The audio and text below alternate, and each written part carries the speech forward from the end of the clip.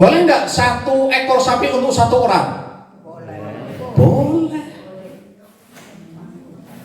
1 orang motong 2 sapi, boleh nggak? Boleh. Kalau mampu. Lawang di tetangga mertua saya namanya Syekh Puji. Kenal Bu? Tahu. Di Jambu, Kecamatan Jambu, Semarang. Ada yang pernah mendengar Syekh Puji? Nah, dia adalah seorang pengusaha Kuningan. Kaligrafi Kuningan itu. Dia punya pondok pesantren tahfidz. Santrinya itu ribuan santrinya itu. Pondok pesantren tahfidz.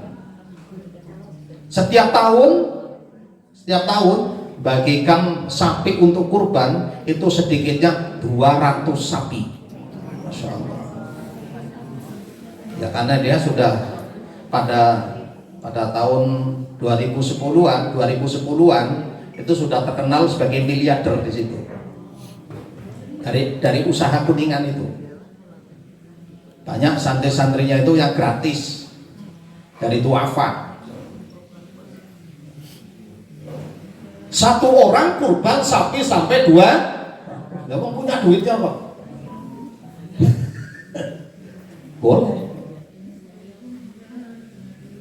Nah, setelah itu untuk siapa daging kurban itu? Nah, tadi sudah dilanjutkan ya, pada di ayat 36 ya, 37 ya.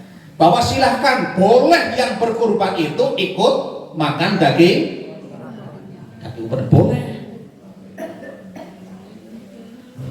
Kemudian yang lainnya dibagikan kepada orang lain. Orang kaya boleh nggak terima? Boleh. Bebas itu. Bahkan di luar muslim pun boleh sebagai hadiah. Apalagi kalau ada orang minta, ya aku minta dikit bae, katanya, nggak dapat dagingnya tulangnya jadilah. Nah, cuman yang jadi penyakit, yang jadi penyakit tuh. Ini minta maaf ini Bu, karena aku keliling setiap itu hari raya kurban, motong di sini, motong di situ, keliling, ya. Ada wong siko itu di sini lah minta, kaki datang situ, minta lagi, datang situ, ini juga. Orangnya yang itulah. Bukan ngecek, kebetulan saya di situ. Tadi minta di situ. Nah, pas saya potong di situ, datang lagi di situ. Minta lagi. Nah, bapak yang minta sama tadi situ.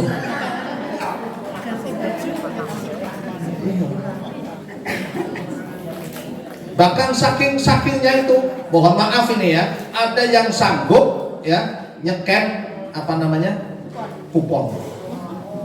Kuponnya di-scan. Biar kelihatan asli.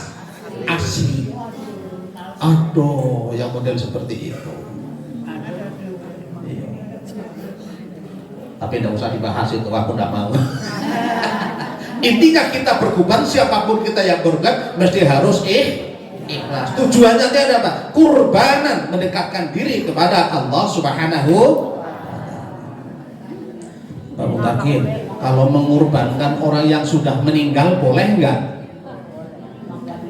Boleh nggak? Berdasarkan contoh dari Nabi Muhammad SAW, sifatnya masih umum, tidak ada kekhususan. Ini saya kembali kepada hadis ya, hadis yang populer ya. Rasulullah mencontohkan bahwa Rasulullah itu memotong hewan kurban pertama untuk dirinya, yang kedua untuk keluarganya, yang ketiga untuk umatnya. Itu masih sifatnya umum, tidak disebut apa yang masih hidup, apa yang sudah. Kalau kembali ke situ berarti boleh. Kalau kembalinya ke situ, karena tidak disebutkan secara khusus. Ini keluargaku yang sudah meninggal dan tidak disebut seperti itu. Atau ini untuk keluargaku yang masih tidak disebutkan juga. Jadi hadis itu bersifat umum. Boleh jadi pada saat Rasulullah memotong hewan kurban ini surah Al-Hajj, memang ada sebagian ayat yang diturunkan di Mekah, ada sebagian ayat lagi yang diturunkan di Madinah. Makanya ada dua versi, ada yang mengatakan itu surah Makkiyah, ada juga yang mengatakan surah Madaniyah. Memang ada dua macam, ya. Kalau seandainya yang ayat yang diturunkan di Madinah, artinya apa? Keluarga Rasulullah pada saat itu juga sudah ada yang meninggal. Tapi tetap disebut untuk keluargaku. Tidak disebut apa yang masih hidup, apa yang sudah meninggal. Artinya apa? Ketika kita mau melaksanakan hewan kurban, nyontoh itu saja. Nyontohnya bagaimana? Tidak usah disebut, yang sudah mati tidak usah disebut. Yang masih hidup juga tidak usah disebut. Nyebutnya pokoknya ini untuk aku, untuk bukan untuk umatku, bukan. Karena kita sama-sama umat tidak punya hak kita ini kalau untuk umatku, tidak katanya hak kita. Yang punya hak itu adalah Rasul. Tapi kalau yang untuk aku, untuk keluarga aku, itu sama. Tapi yang ketiga yang kita tidak punya hak prerogatif itu tidak. Itu yang punya hanya Rasulullah. Jadi simpel, nggak ada permasalahan, nggak ada yang berdebat lagi. Ayo, lama T, nggak usah katanya, nggak usah disebut. Perpersonalnya itu nggak usah disebut. Pokoknya ini untuk aku dan untuk keluargaku. Mudah-mudahan kita berharap kalau berdasarkan Rasulullah tadi, berarti yang hidup juga dapat, yang meninggal juga. Tidak usah dikhusus-khususkan. Selesai. Nah, tapi sebaiknya kalau kita memang berdasarkan ayat tadi surah Al-Hajj ayat 34, setiap umat diwajibkan, ya kita ketika masih hidup inilah berusaha untuk berkurban. Jangan nunggu kalau mati baru nanti kurban ke. Ini sebetulnya di situ letak benang merahnya itu. Ngapa tidak dikorbankan waktu masih hidup? Kalau seandainya waktu masih hidup, malah bisa melo makan. Ya udah Bu. Aku mohon maaf ini sampai ke arah situ ya. Kadang-kadang aku berpikir, ya, ada orang meninggal pas 7 hari, ada istilah 7 hari kan dilihat ya, 40 motong kebau. Aku yang motong kebau. Iya. Di daerah Lintang situ ya. Motong kebau. Motong sapi. Minimal motong kambing atau ayam. Nah, ayam biasa katanya. Motong kambing. Ya. Ngapa motong kambing itu udah pada waktu masih sehat, masih galak makan, lah mati baru dipotong ke kambing. Nah, ini benang merahnya di situ. Artinya apa? Kembali Ibu, kalau ada permasalahan ya, bahwasanya yang sudah meninggal boleh nggak dikurbankan. Nah, kita kembali kepada cara Nabi. Nabi menyampaikan itu, ini hewan kurban ini untuk aku dan untuk keluarga. Nggak usah disebut yang masih hidup atau yang sudah meninggal. Insya Allah dapat. Kalau yang masih hidup juga kebagian, yang sudah meninggal juga kebagian dari amal kita.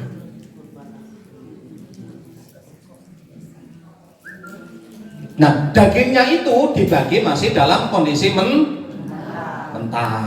Boleh enggak ikut masak di situ? Ya boleh, enggak apa-apa. Untuk ngasih makan yang apa namanya? Yang pegawai misalnya, boleh saja. Ya, sama yang motong lah balik. Oh, aku cuma motong balik, udah motong balik. Nah, tadi Ibu sekalian yang saya hormati. Nah, ketika kita melaksanakan kurban itu yang akan sampai kepada Allah, ya, itu bukan darahnya, bukan dagingnya, bukan yang tanduknya panjang, bukan yang janggutnya panjang, Bukan. Ada yang tersinggung ini saya. Ada yang tersinggung. Iya, masalahnya aku betanduk indah, aku berjanggut indah. Nah, terserahlah, aslinya tersinggung, woy.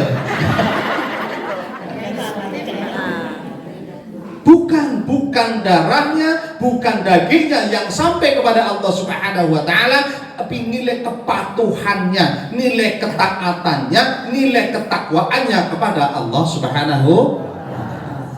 Maka ketika orang yang sudah melaksanakan kurban itu kok masih belum dekat dengan Allah, yang perlu dipertanyakan, yang dievaluasi barangkali masalah cara pengorbanannya. Apakah ini benar-benar memang karena Allah atau memang karena yang lain? Itu yang perlu dipertanyakan. Artinya kalau kita sudah melaksanakan kurban, ya, harus lebih dekat kepada Allah Subhanahu. Karena apa?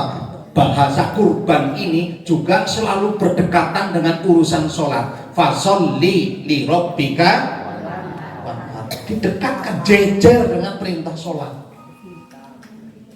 Dan ini menunjukkan bahwa ketika kita sudah taat kepada Allah dalam hal melaksanakan urusan sholat, mesti taat juga dengan perintah kurban ini, karena dijejerkan ini. Dan perintahnya itu menggunakan fi'il amar. Nah, Ibu Hajah Hasnah ini yang pernah mondok ini ada fi'il amar. Fi'il amar itu adalah bentuk perintah. Fasholli, maka sholatlah. Artinya apa? Menjadi suatu kewajiban. Wanhar, dan berkurbanlah. Itu juga fi'il amar. Yang termasuk yang di surah Al-Hajj ayat 34 dan 35. Ya, ayat yang 35, jika ada masalah, ada musibah dan sebagainya, mati tetap bersabar, kemudian tetap laksanakan sholat. Ini ada dua perintah ini yang berdekatan. Sama dengan urusan zakat. Ya, aqimus sholat wa atus zakat. Dirikan sholat, tunaikan zakat. Karena apa? Ternyata ya, antara zakat dengan kurban, ya, selain itu nilai ketakwaannya yang dinilai oleh Allah Subhanahu wa taala, tapi pada sisi lain adalah nilai sosial. Kepedulian. Zakat ada kepedulian di sana, kurban juga ada kepedulian di sana. Nah, jadi jamaah sekalian yang saya hormati, kembali ke urusan kurban ini. Hewannya dipilih, ya, hewan yang sehat, ya, yang gemuk, ya, yang banyak daging. Kan masalah urusan jenggot tadi. Kalau punya panjang, kalau kurus nggak masuk itu. Iya. Cuman yang masuk umurnya we sama janggutnya. Umur lah tuh. Janggut lah panjang. Ya, cuman kalau itu kurus nggak masuk itu. Lo malah yang tidak tidak berjanggut tapi gemuk.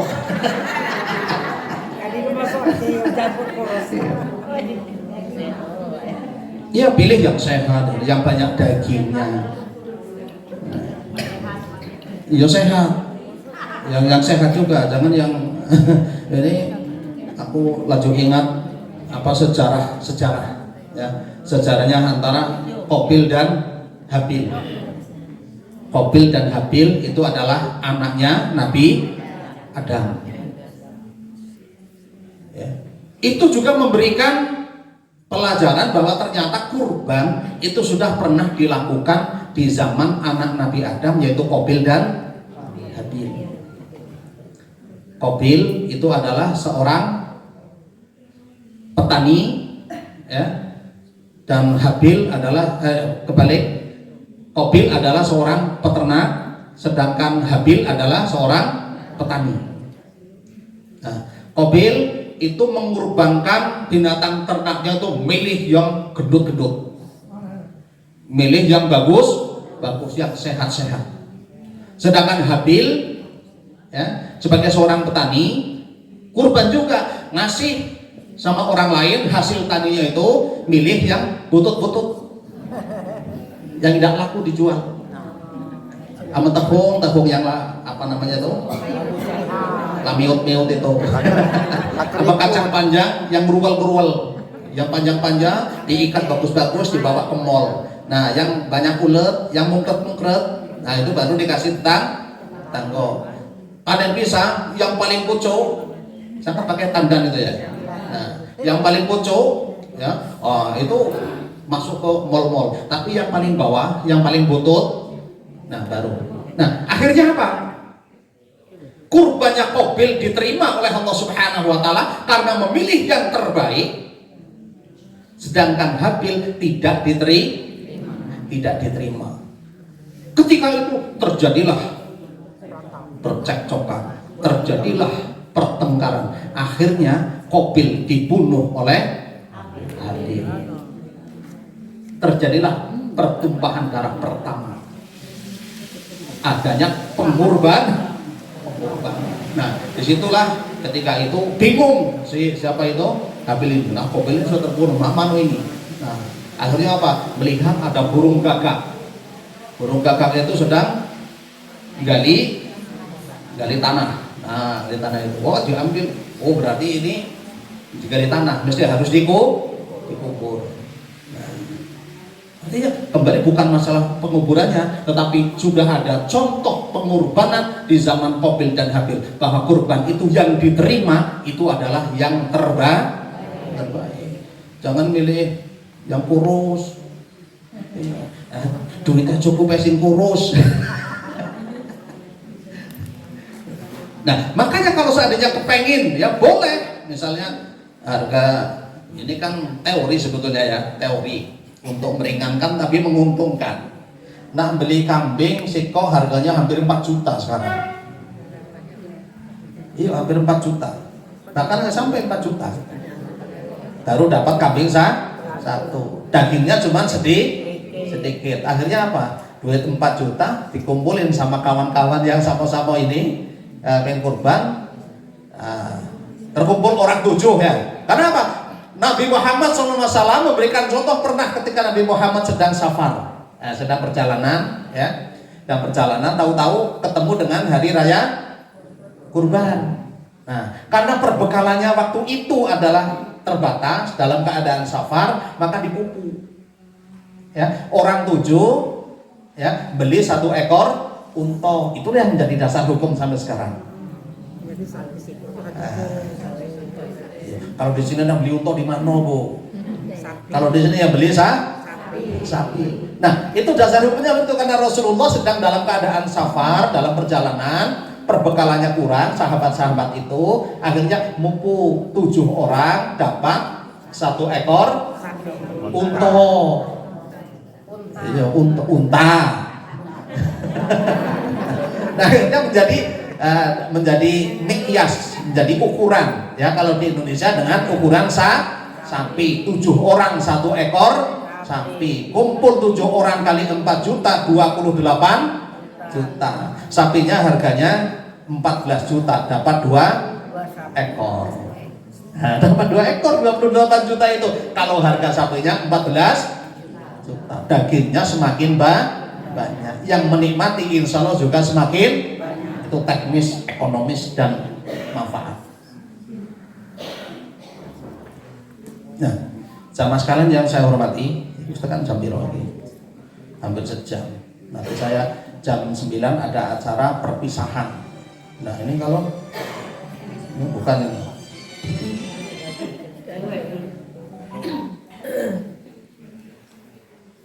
Halo, lagi ada acara nanti ya? Ya, lagi ada acara nih.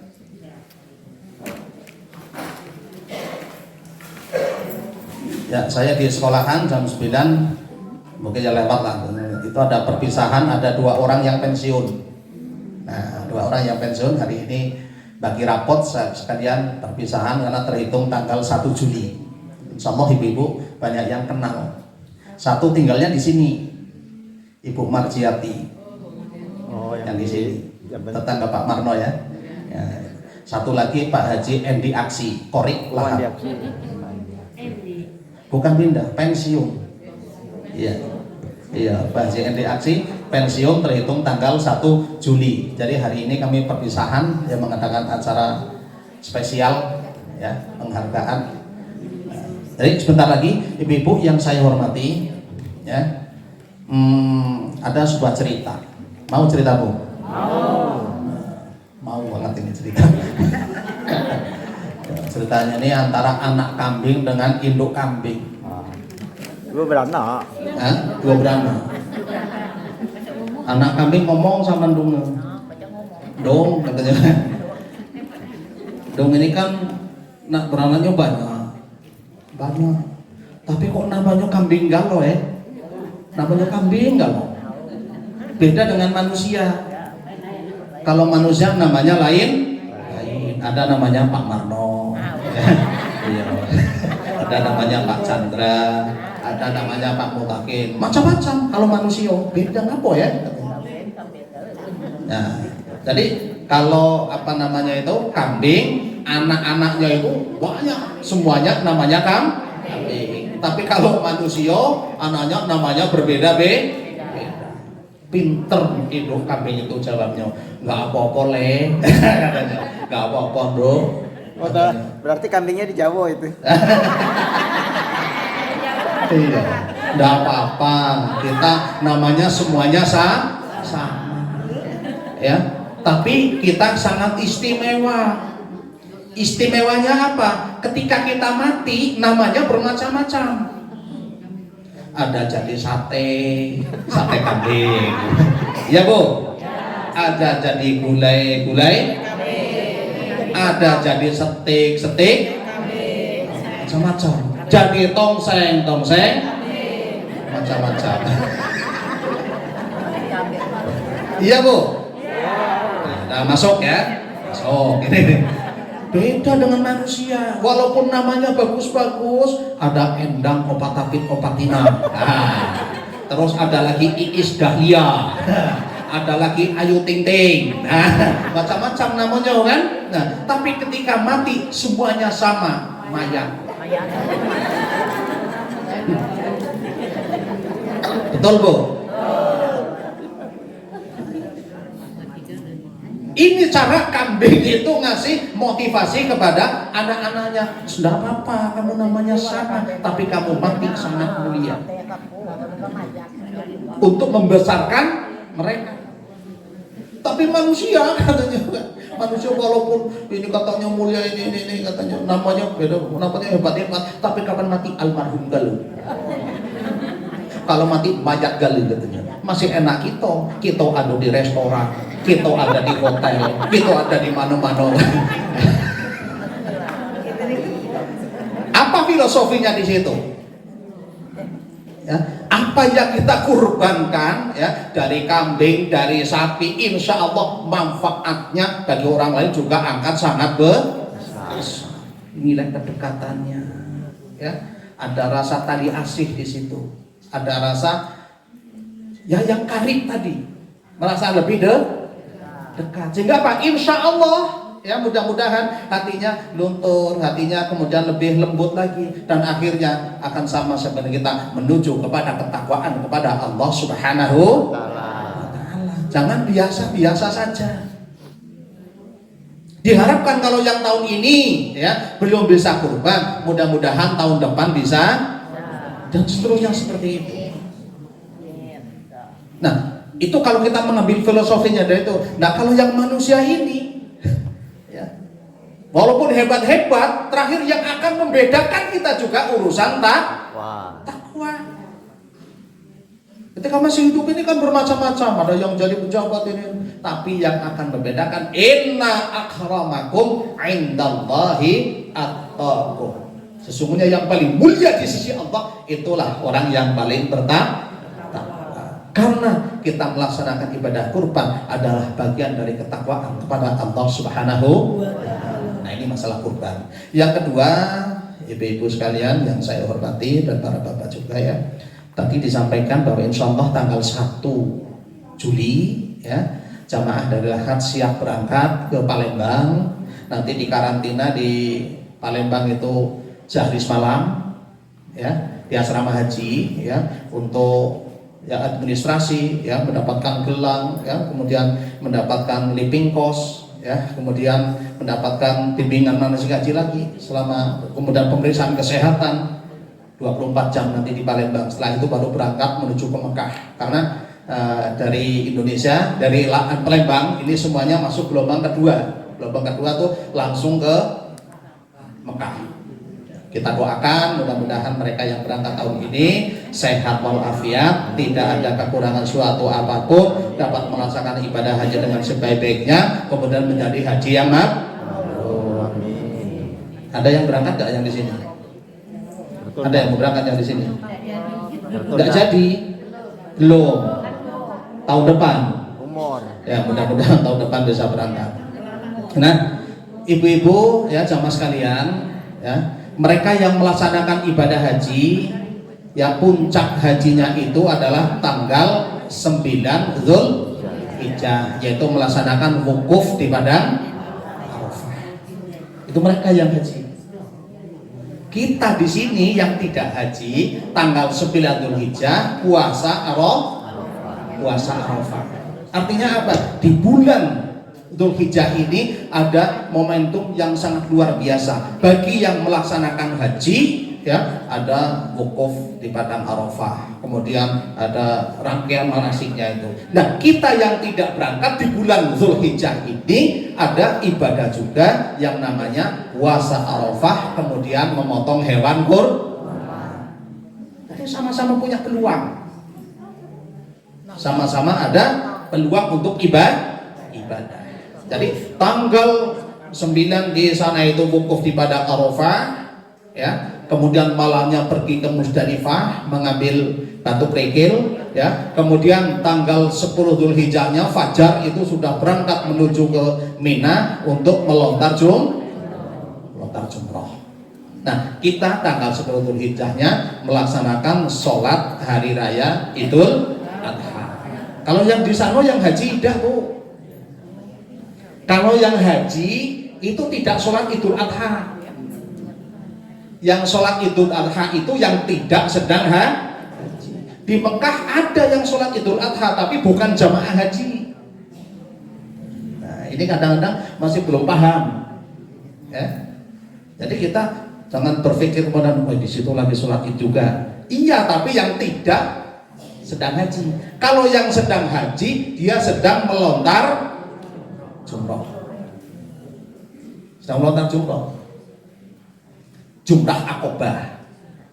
Nah, setelah melontar itu masih dalam keadaan memakai baju ihram, ya. Nah, kemudian melontar Bismillahirrahmanirrahim.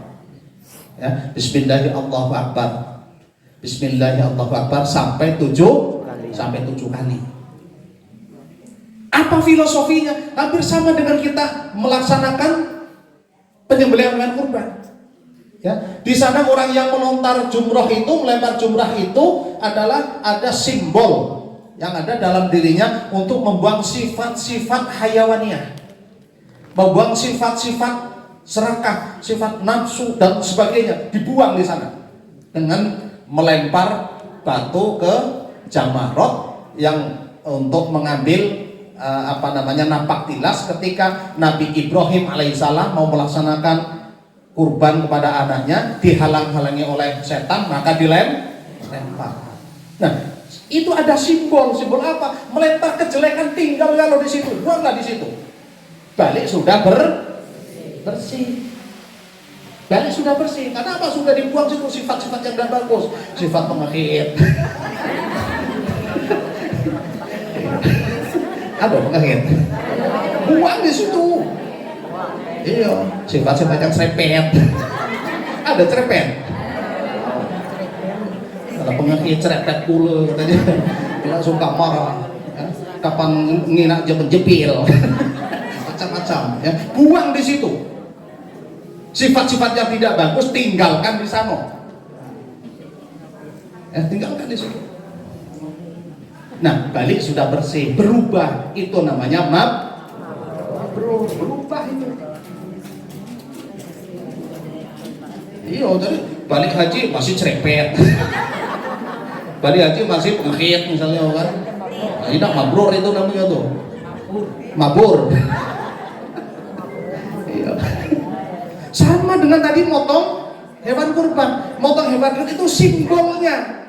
Ya, yang dipotong itu apanya? Yang dimatikan itu apanya? Nafsunya, nafsu yang ada pada karena apa? Manusia juga disifati dengan nafsu-nafsu hayawaniyah. Nafsu-nafsu binatang. Nafsu binatang itu apa? Serakah, mau menang sendiri.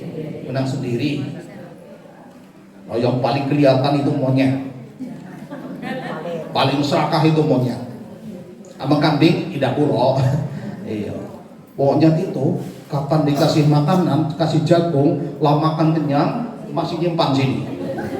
Oh. Iya, Bu. Itu monyet itu. Lah makan kenyang, nyimpan kanan, nyimpan kiri, ke sini ambil pula, ini ngambil pula. Itu monyet. Manusia juga ada yang mirip.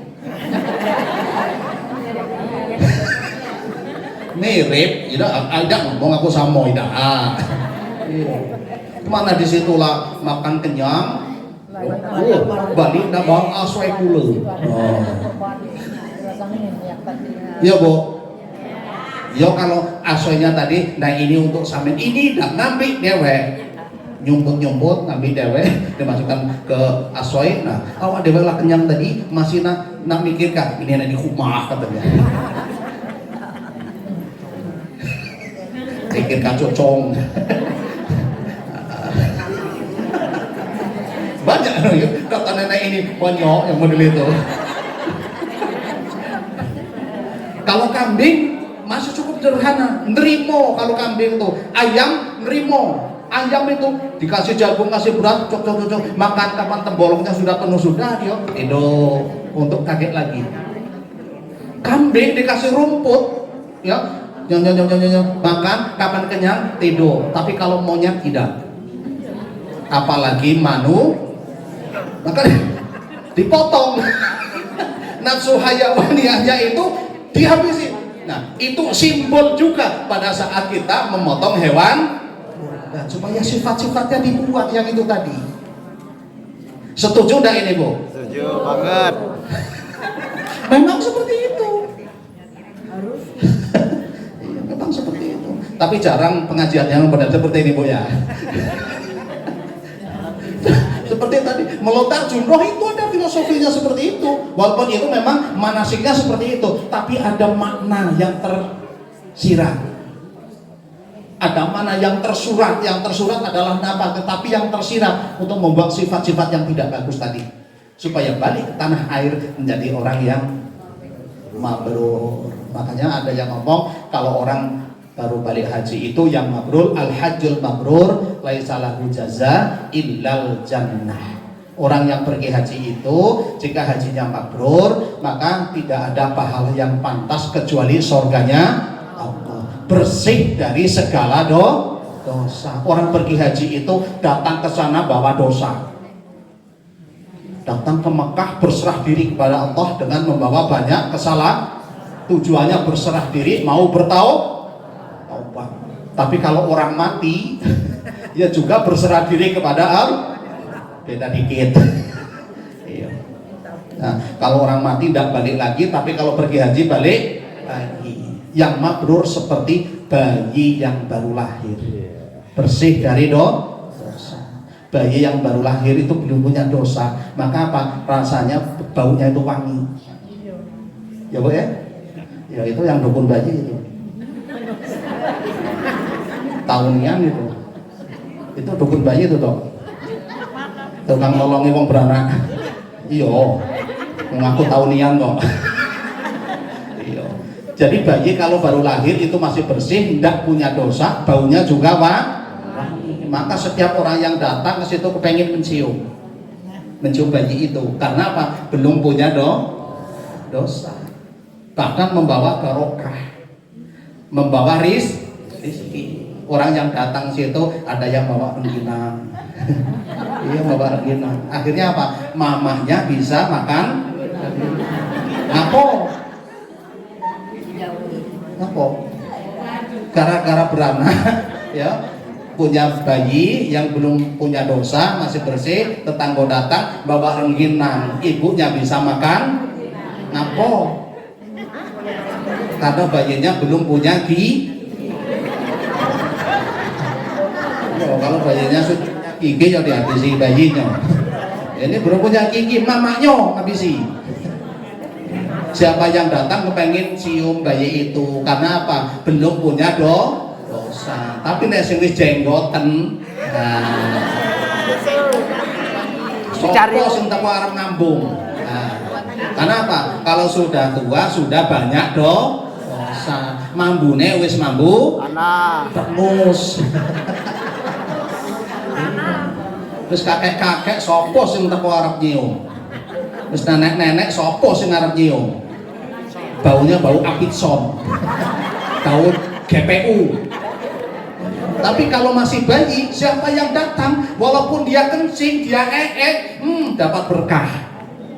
Tapi nenek sing berak. Nenek sing kencing, katanya ini lah bikin gawe. Nah, jadi mudah-mudahan yang berangkat haji akan menjadi haji yang Mabrur. Amin. sehingga balik ke tanah air akan harum baunya, akan bisa membawa barokah bagi lingkungannya, bagi keluarganya, dan bagi umat Islam secara umum. Nah, jadi itu intinya masalah kurban, bukan masalah haji. Kalau masih mau dirinci masalah haji masih panjang.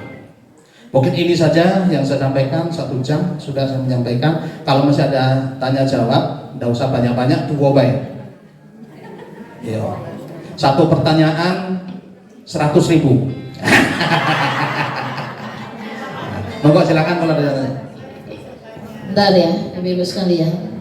Sebelum kita buka pertanyaan, saya bacakan lagi surat Al-Hajj ayat 38 ya. Tadi kan 34, 35 ya. 36, 37 tadi bukan daging, bukan darah yang sampai kepada Allah, tapi ketakwaan kita, kepatuhan kita akan perintah Allah. Di 38-nya, sesungguhnya Allah membela orang yang beriman. Sungguh Allah tidak menyukai setiap orang yang berkhianat dan kufur nikmat. Nah, ini yang ingin saya sampaikan. Kurban itu adalah bentuk takwa kita kan, tadi Ustaz Mutakin sampaikan ya. Bentuk takwa kita, bentuk kepatuhan kita.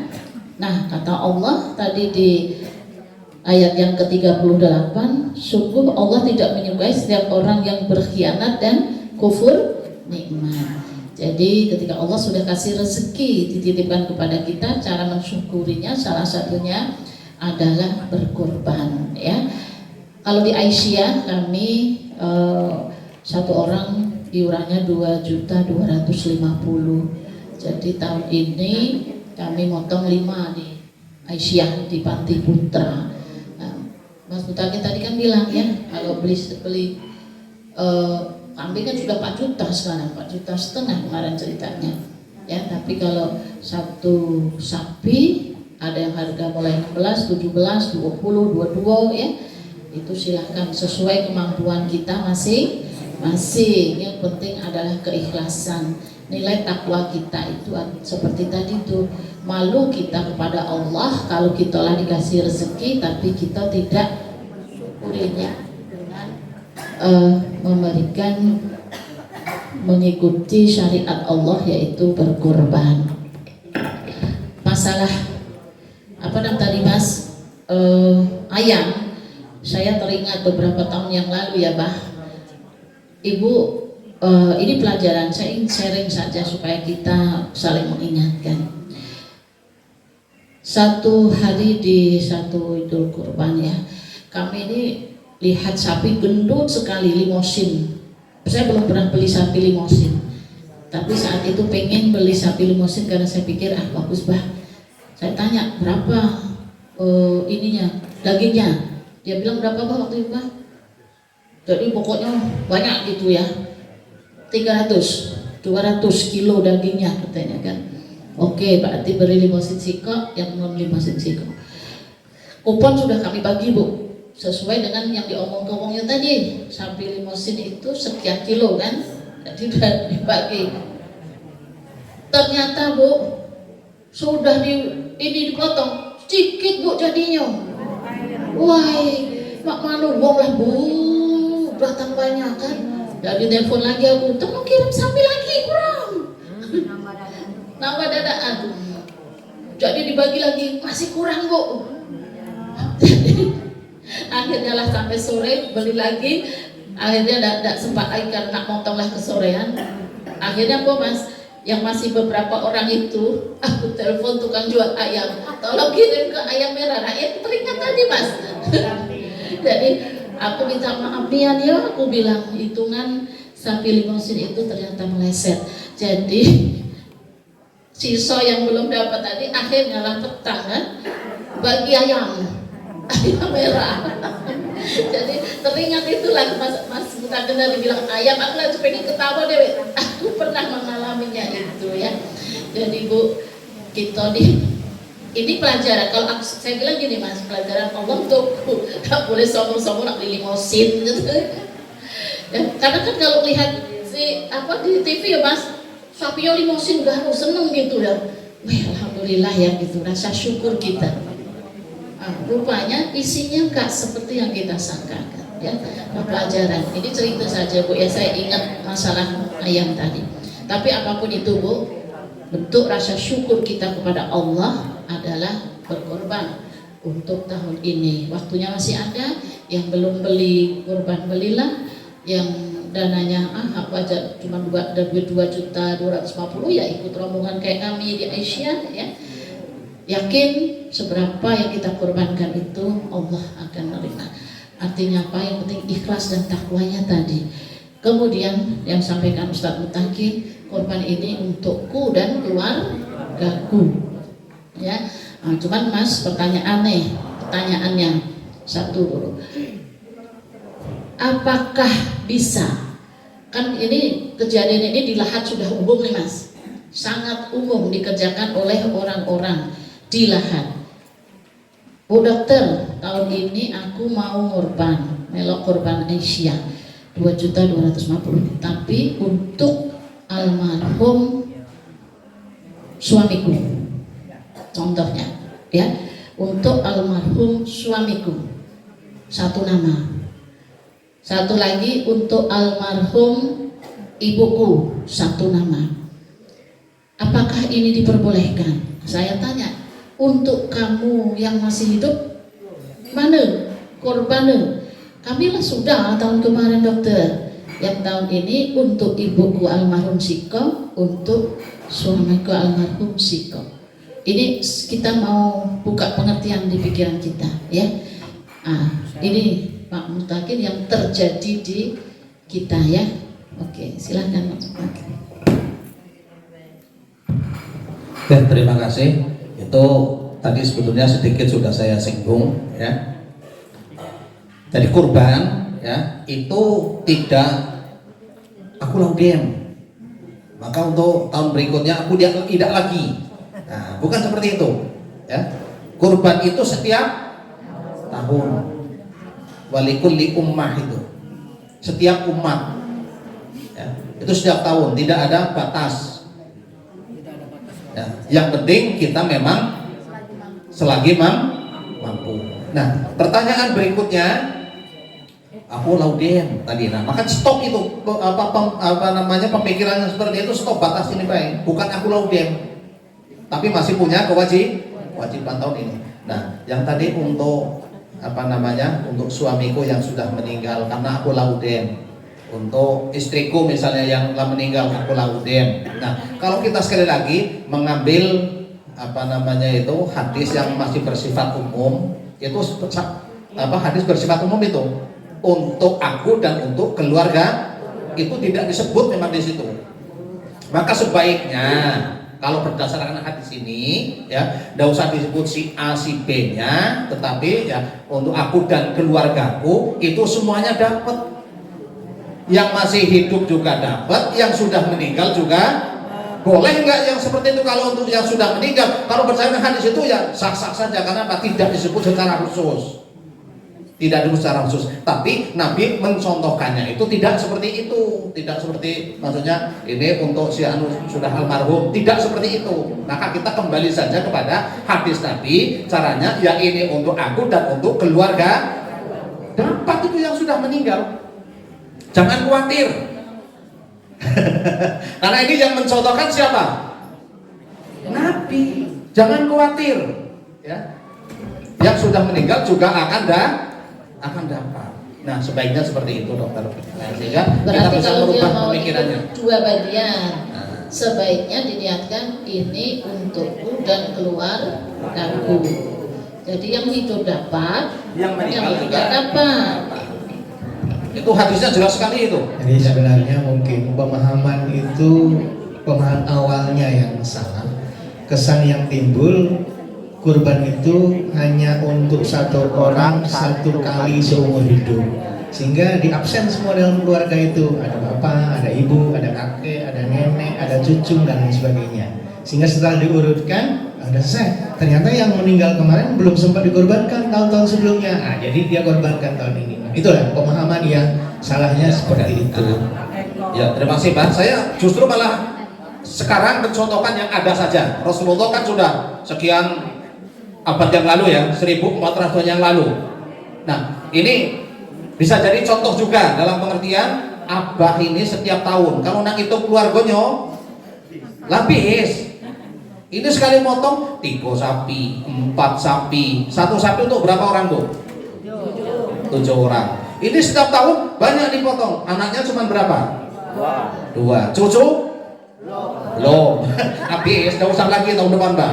Nah, itu gambarannya seperti itu. Karena apa? Kita memahaminya itu contoh Rasulullah setiap tahun Rasulullah dan tidak membatasi. Rasulullah terus, Rasulullah masih hidup, Rasulullah juga terus. Nah, ada sedikit yang perlu saya tambahkan. Kenapa Rasulullah dulu mencontohkannya dengan domba? Nah, karena apa? Ternyata insya Allah kalau domba itu masih terjangkau jika tidak bisa membeli sapi, tidak bisa membeli unta, terjangkau kalau kambing ya 1 ekor itu terjangkau dalam satu keluarga itu, maka untuk aku dan keluarga terjangkau 1 kambing. Nah, tapi mengambil pemanfaatannya tadi supaya dagingnya banyak, aku kuatnya cuma sikok kambing, maka dagingnya banyak. Nah, kupuan untuk beli seekor sapi, pemanfaatannya lebih banyak. Tapi nilainya tetap nilai kurban. Yang sapi, yang kambing tetap nilainya bukan darah dan dagingnya. Ini bahkan mohon maaf ini ada kasus ini Bang, kasusnya macam ini. Dia orang ini di suatu perkumpulan ya, ada 8 anggota. Nah, 8 anggota untuk beli sapi sikok, kambing sikok. Nah, yang disebut nama yang si kambingnya itu si A, tidak nerimo, aku nak sapi ini ya. Yang lain mah itu aku loh, padahal kambing sudah dibeli.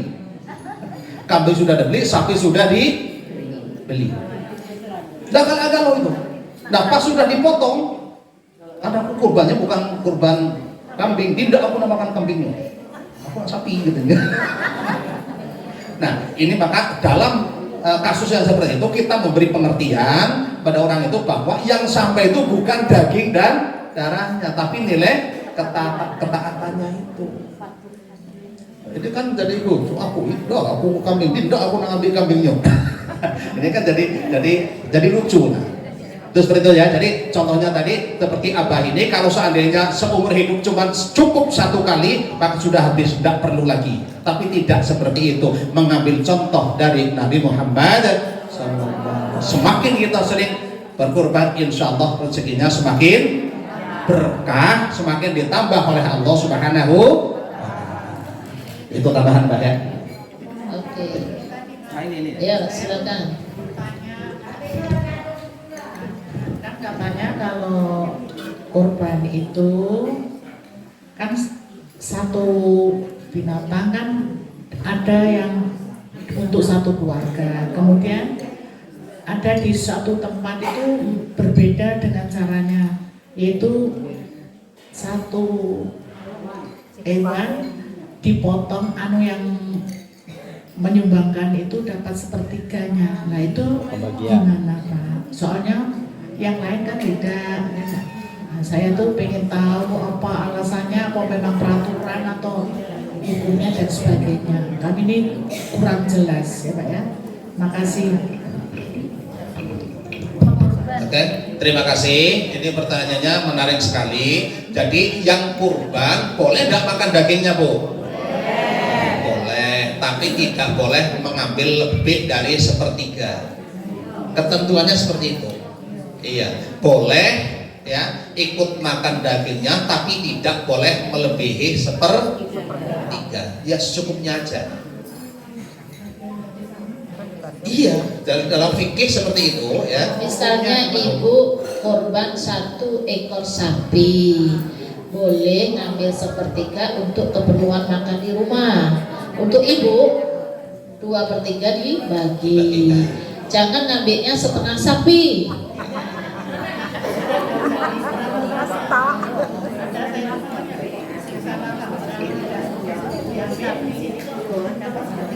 Nah itu supaya disamakan persepsi. Makanya begini Bu, ini ada contoh. Contohnya Rasulullah. Ya, Rasulullah kan setiap tahun kurban. Nah, Rasulullah paling suka itu makan. Nah kalau bahasanya itu sampil. Sampil itu apa ya? Paha belakang, pukang apa namanya tuh? Hah? Bukan punggung, paha belakang. Pukang ya, masih pukang ya. Nah, jadi Rasulullah ya, tapi motongnya Rasulullah tidak cuma satu, ya tidak cuma satu motongnya. Jadi kalau sudah motong, Rasulullah ngambil pahanya sikok yang bagian belakang untuk keluarganya, yang lain dibagikan. Nah itu yang menjadi dalam kaidah fikih ya, itu yang mengorbankan itu tidak boleh makan, tapi tidak lebih dari kalau sepertiga sapi 4, wah enak. Sapinya 4, sepertiganya 1 ekor. Tidak termakan makan. Tidak jadi kurban. Tidak jadi kurban. Pesta namanya. Iya. Jadi begini Bu, mungkin ibu ini maksudnya ada di tempat dia melo kok tidak dikasih seperti go, di tempat lain kok ada seperti go. Nah maksudnya Bu itu kembali ke ikhlasan kita ya. Kita boleh dapat, tapi tidak boleh lebih dari 1/3 bagian. Kalau di Aisyah kami kan karena 1 ekor sapi 7 orang, iurannya 2.250.000, itu 1 orang itu dikasih bagian kupon 7 orang dan 1 untuk yang pengorban. Nah itu silahkan, mau dikasih uang boleh juga, mau untuk kita sendiri boleh ya. Nah, kalau kita bilang kalau kita harus seperti gonian, ya Mas Pitakin bilang tadi, kalau kita beli 3 berarti 1 ekor sapi masuk kulkas kita. Untuk apa gitu ya? Untuk apa gitu? Nah inilah yang disebut nilai ketakwaan tadi ya. Nabi pernah menyembelih 1 untuk memberi contoh bahwa kita boleh kalau lagi kepepet 1 pun boleh untuk 1 keluarga, bukan untuk 1 orang ya, untukku dan keluargaku ya Mas, seperti itu ya. 1 ekor kambing boleh. Tapi Nabi juga pernah nyembelih 200. Seperti itu maksudnya. Ya, Nabi nyontohkannya seperti itu. Paling kecilnya 1 ekor kambing. Tapi sebanyak-banyaknya boleh, berapapun boleh. Tergantung kalau aku nakarnya nilai takwa tadi, syukur kita tadi. Ya Allah kasih rezeki sebanyak ini ya Allah, kok malu nian aku cuma kurban kambing sikok. Kan gitu. Ya Allah, tidak ada muka aku di depan Allah kalau aku kurbannya cuma kambing sikok gitu. Nah, ini yang disebut tingkat syukur tadi ya, di surat yang saya bacakan terakhir tadi 38. Disitulah jangan sampai kita termasuk umat yang kufur nikmat. Nah, tadi malunya sama Allah, bukan malu sama tetangga. Iya. Nah. Malunya sama Allah. Kalau sama tetangga tidak perlu, tidak ada urusan malu dengan tetangga. Malunya sama Allah, ya. Kalau sudah cukup rezeki, kenapa tidak berkorban yang lebih? Ya Bu, sini Bu, agak maju Bu Lastri. Oh ya, berdiri, kalau dengar. Waalaikumsalam warahmatullahi wabarakatuh.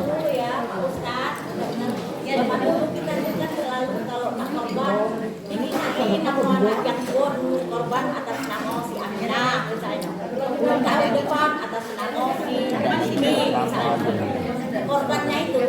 Nah, bagaimana dengan keadaan itu? Bahkan kan kita cukup satu ya. Kalau misalnya ada rezeki cukup satu, cukup dah untuk apa namanya itu kepala keluarga misalnya atas nama kepala keluarganya saja, misalnya Pak Hasim. Jadi tidak usah korban ini untuk anak aku si A, untuk anak aku si B. Gimana itu Pak? Zaman sekarang masih ada Pak soalnya. Aku nak korbani anak aku yang masih bayi itu namanya si Aminah misalnya. Bagaimana dengan keadaan itu Pak? Ya, oke, terima kasih ya. Seyogyanya kalau kita kembali kepada surah Al-Hajj ayat ke-34, setiap orang itu satu ekor kambing, ukurannya seperti itu ya. Berarti kalau satu rumah orang 7 berarti 7 kambing. Tapi karena mampunya baru satu, itu teknik aja itu sebetulnya. Orang dulu itu saking pinternya ngasih pelajaran supaya tidak memberatkan dan tidak keberatan ya. Karena mampunya baru satu orang, beli satu, ini di atas namakan bapaknya. Tahun berikutnya baru mampu satu lagi juga di atas namakan anak yang tua misalnya. Itu sih sah-sah saja. Tapi contoh dari Rasulullah, satu ekor kambing memang kemampuannya baru satu ekor kambing, itu juga boleh untuk satu keluar. Pengertiannya seperti itu. Tidak usah disebutkan namanya. Pokoknya ini untuk aku dan keluargaku. Selesai. Ya, baik yang masih hidup maupun yang sudah. Nah, jadi dapat kalung itu. Tapi tiap tahun depan mah itulah lagi. Kalau mampunya masih satu ekor kambing tidak mampu. Tapi kalau sudah mampu satu ekor sapi, tambah bagus. Nah, kan seperti itu. Nah, jadi satu orang satu ekor sapi juga boleh. Ya, saya contohkan tadi, Rasulullah tadi dijelaskan oleh pernah berkurban 200 ekor kambing. Kalau Syekh Uji 200 ekor sapi.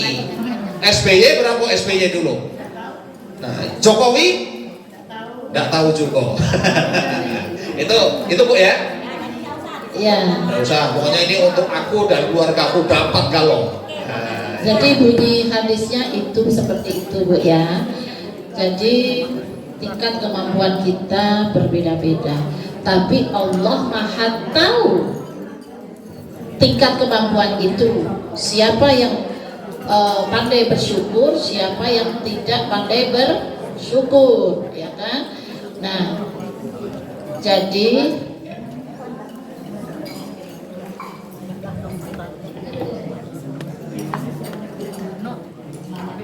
Bu Lastri tadi ini memang ada fakta di lapangan, ada sampai tahun ini masih ada yang seperti itu.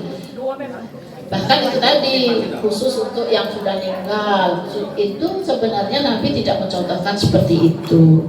Kalau sekeluarga mampunya baru satu kambing, ya berarti ini untukku dan keluargaku. Artinya misalnya Abah yang nyebelihnya ya, ini untukku Said Chandra Utama Alantas bin Said Saleh Alantas dan keluargaku, seperti itu ya. Mau satu kambing, mau 2 kambing, mau 10 kambing, itu sama saja untukku dan keluargaku, seperti itu. Nah, waktu itu Mas, terima kasih banyak ya Mas Mutakin, masih ada acara.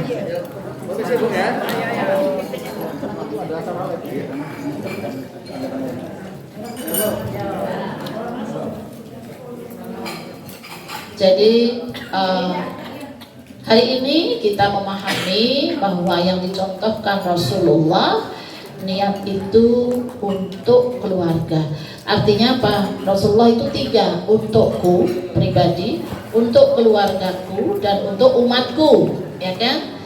Tapi kita tidak punya umat, tidak boleh menyebutkan untuk umat, tapi bolehnya untukku dan keluargaku. Kalau Aisyah 2 bagian berarti 5 juta. Untuk siapa? Untuk Ajah Asna sekeluarga, kan gitu ya kan? Untuk Haji Said Chandra Utama sekeluarga, seperti itu ya. Terus nggak Bu kira-kira? Paham nggak di sini? Jadi maksudnya pulang dari sini nanti sudah paham.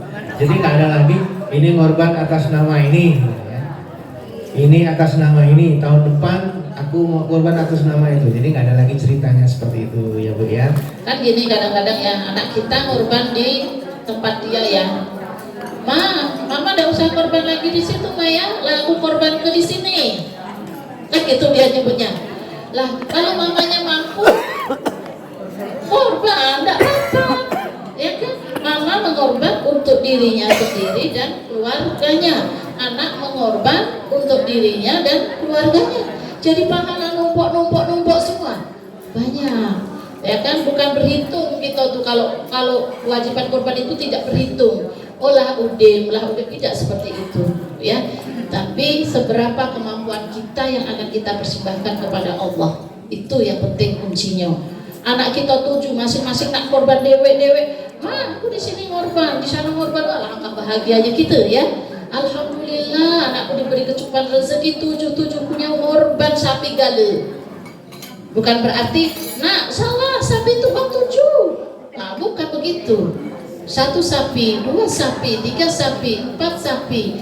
Kalau Rasulullah 200 masih disebutkan untuk kuda keluarga. Ya, seperti itu. Saya Paham ya? kasih apa ya? Solusi mungkin yang ibu-ibu yang belum sempat berkorban tapi sudah punya handphone yang harganya di atas 3 juta, rasa-rasanya kan nggak bisa korban. Sekarang kalau tadi di Aisyah 2.200.000 1 tahun, berarti sebulannya 200.000 ya. 200.000 kalau dibagi 30, 7.000 rupiah 1 hari. Kita sisihkan uang, 7.000 ya. 7.000 sehari. Bisa nggak kira-kira? Kalau ngeluarin uang sebulan 200 mungkin agak berat ya. Tapi kalau masukkan ke celengan uang 7.000 saya rasa nggak terlalu berat. Nah ini solusi. Tapi mau atau tidak mau tergantung hati dan keikhlasan hati. Jadi cara berpikirnya seperti itu. Saya rasa kalau 7.000 bisa lah insya Allah. Nah kalau mau beli 1 ekor kambing mungkin berat ya 4 juta. Nah, ibu berkelompok aja berundingan. Kita ini yuk. Kita bikin 1 grup 1 ekor sapi 7 orang. Tadi dengan harga 2.200.000 1 orang dapat sapi yang 15 juta ini ya. Nah, 15 juta. Kan sudah bisa itu 7 orang. Atau numpang di masjid. Ya, ibu celengin aja. Kan sudah banyak tuh jual celengan itu. Masukin aja lah 7.000 setiap hari, 7.000 setiap hari atau 10.000 setiap hari. Insya Allah bisa kok.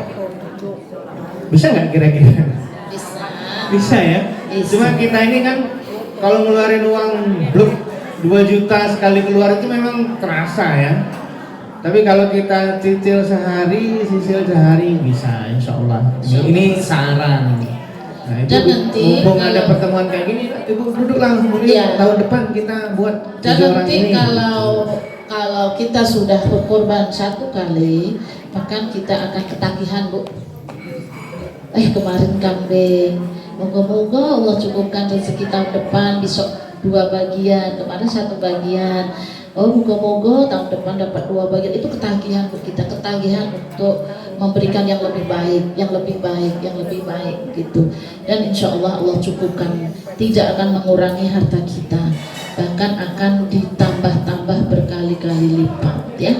Yakin karena ini perintah Allah, syariatnya langsung di Al-Quran, langsung dari Allah, berarti judulnya wajib untuk seluruh umat ya.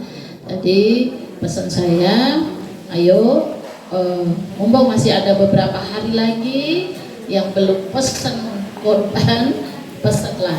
Yang nak bergabung di Aisyah boleh ya. Kalau nanti tahun depan ibu-ibu pengen buat sendiri, kita korban gabungan alail boleh. nanti kita fasilitasi ya, seperti itu. Yang penting mari tingkatkan takwa kita dengan persembahan kurban kita. Kemudian jangan sampai ini menjadi riak dan sombong sehingga menghabiskan seluruh amalan kita ya. Saya rasa ini ibu-ibu sekalian. Tambahan satu. Oh ya. Kalau ibu-ibu mau melalui pengajian ini, bulan depan yang mau catat namanya untuk tahun depan ya. Abang beliin celengan. Satu orang abang kasih celengan untuk nabung setiap harinya di rumah, jangan di sama abang. Nabungnya di rumah sehari 10.000, 10.000. Nanti sebulan kita bukakan rekening, ibu setor di rekening itu. Nah, bisa. Tapi kalau ibu mau nanti aja selesai udah 11 bulan mau sekaligus setor ke rekening, boleh. Tapi untuk meringankan nabungnya setiap hari. Nanti abah yang berminat ya, yang berminat, abah belikan hari 10.000 celengannya, celengan untuk berkorban. Nanti tulis di situ korban. Bismillah. Kalau niatnya insya Allah ikhlas, insya Allah Allah mudahkan. Ya, nah, itu. Ini kalau mau ya, jangan yang setengah-setengah, nggak usah, nanti gagal. Karena keikhlasan itu perlu tulus sepenuhnya. Ya. Nanti kalau yang ada yang berminat daftarlah sama siapa? Yani ya, boleh daftar sama Yani. Siapa nama-namanya? Nanti bulan depan pengajian insya Allah ada kasih celengannya. Nabung 10.000 sehari. 7.000 apa 10.000 sehari? Gitu. Nanti setelah sebulan mau langsung disetor ke rekening, nanti kita buatkan rekeningnya sendiri, atau mau disimpan sampai setahun. Boleh. Baru kita belikan sapi, boleh. Abah bantu untuk nyarikan sapinya. Ya mungkin seharga 15 sampai 16 jutaan lah gitu. Jelas? Sapi bervariasi. Tahun ini turun Bu harganya. Tahun kemarin tinggi. Tahun ini turun. Tahun ini variasinya banyak ya. Karena banyak kawan ya, banyak yang nawari datang. Jadi kita enak tinggal pilih. Gitu. Oke, Ibu sekalian, hari ini kita belajar tentang kurban, sedikit tentang haji. Semoga apa yang kita pelajari menjadi tambahan ilmu agama kita. Sampaikan kepada saudara kita, keluarga kita tentang apa yang kita pelajari hari ini, bahwa kurban itu adalah syariat Allah yang diwajibkan untuk seluruh umatnya. Ketika Allah memberikan wajib ini kepada kita, itu yakinlah bahwa kita mampu ya, mampu. Kepada siapa kurban ini boleh diberikan? Kepada siapa saja yang ada di sekitar kita, terutama yang tidak mampu. Apakah beda agama boleh diberi? Boleh ya, namanya hadiah. Kalau korban ini boleh Bu.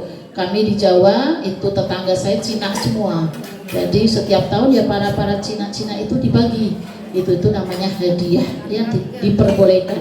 Beda agama boleh, sesama kaya boleh, sesama miskin boleh ya. Jadi korban ini membahagiakan seluruh yang ada di sekitar kita. Baiklah, saya rasa ini terima kasih banyak kehadirannya. Insya Allah semoga Allah beri kesehatan pada kita semua. Kita bertemu lagi di bulan depan, bulan Juli, insya Allah tanggal 30 nya tanggal 23, tapi karena kami berangkat ke Jakarta tanggal 23, maka kita undur di tanggal 30. Semoga kita bertemu lagi dalam kondisi sehat wal afiat. Amin. Terima kasih, mohon maaf lahir batin. Nasru minallahi wa fathun kharib wa basyiril mu'minin. Assalamualaikum warahmatullahi wabarakatuh.